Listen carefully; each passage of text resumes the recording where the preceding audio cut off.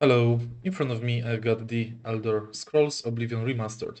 In this video I'll show you where is the spell making altar outside of the university.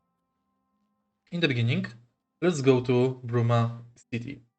From Bruma City, go up this road, up the hill, and then straight to this tower. Outside the tower you can find this small camp where you have to loot the chest. In chest you can find key to the tower. Next, enter the tower.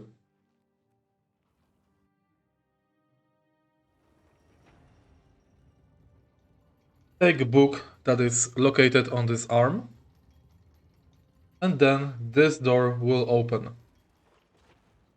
Go to the end of the room, and spell making altar is located here. In order to use it, you have to obtain mage tallow candles.